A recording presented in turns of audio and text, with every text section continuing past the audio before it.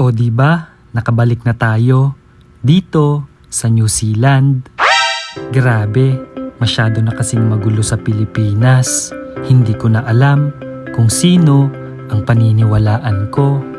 Kaya heto, pagkabalik ko dito sa New Zealand, naghanap agad ako ng kanal para makahanap ng mga ganitong susung palipit. Malinis ang mga kanal dito sa amin.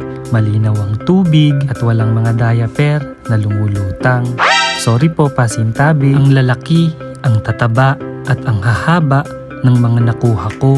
Kitang-kita naman, halos sing laki na ng aking hintuturo. At heto, ibinabad ko pala muna yan ng mga ilang oras sa malaking tubig para sumuka. Isa yun pala sa pamamaraan para lalo siyang luminis. Jackpot talaga ang mga nakuha natin. Kita nyo ang lalaki, panigurado, matataba ang laman yan sa loob. At hayan, nakiskis ko na pala yan para mawala yung mga dumi-dumi rin na nakakabit sa kanilang mga shell. Tapos, hayan, ang huling proseso, kailangan nating tanggalin yung dulong parte. Nandun kasi ang bandang puwet yata. O syempre, may mga eat ata doon.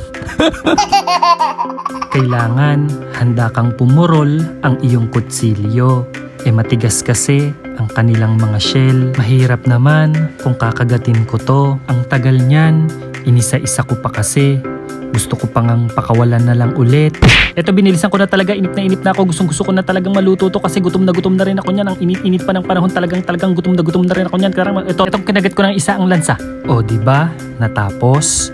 Marami-rami rin ang nagawa natin. Ibubuhos ko talaga sa'yo ang naipon kong gata. Heto, simulan na ang paggigisa.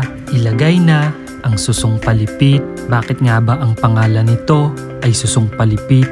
Siguro marahil siya ay nakapalipit. Pwede rin namang susumi para kahit papano syala-syala namang pakinggan. Ilutuin na natin ang ginatang susumi. May luya nga pala yan para mas mabango at mawala ang lansa. At nakahanda na rin dito ang pako.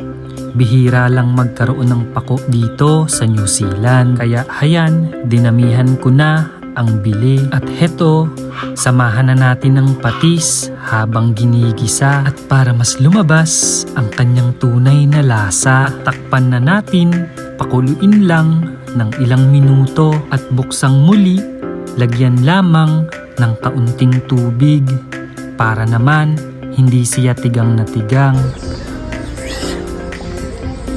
At muling buksan, kumuha ng sandok at kilikilitiin ng bahagya. Iba-ibahin mo lang ang posisyon ng bawat susumi para maging pantay ang pagkakaluto.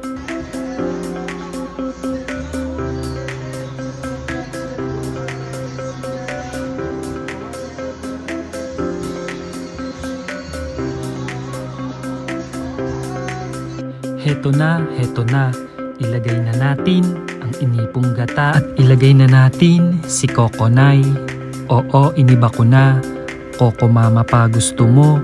Hindi ka nga mautusan. Ikalat lang natin at saktong-sakto dyan ang isang pakete. At huwag kalimutang itaktak. Sayang ang bawat patak.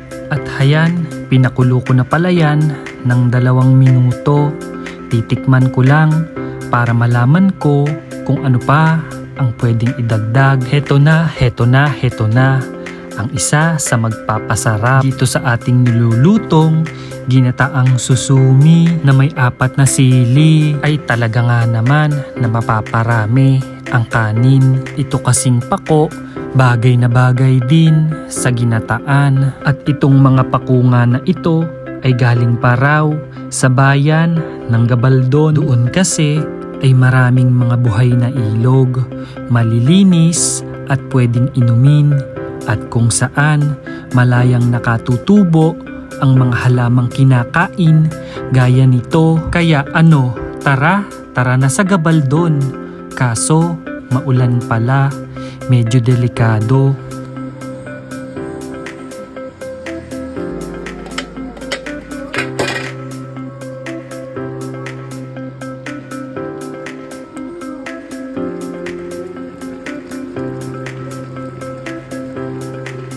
at 2 pulang sili.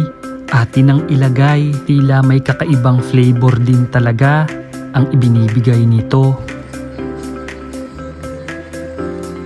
Heto talaga, heto na, luto na siya. Talagang gutom na ako. At gutom na rin ang mga buhaya sa gobyerno. Ay sa tiyan ko pala. Kain po tayo, tikman na natin. Lutong-luto yan mga kaibigan. Pati shell niyan, malambot na rin. Hindi ko pa pala natatry ang ibang luto dito. Parang ginataan lang kasi ang bagay dito. Hanggang dito na lang mga kaibigan. Salamat sa panunood. Hanggang sa susunod na video. God bless you!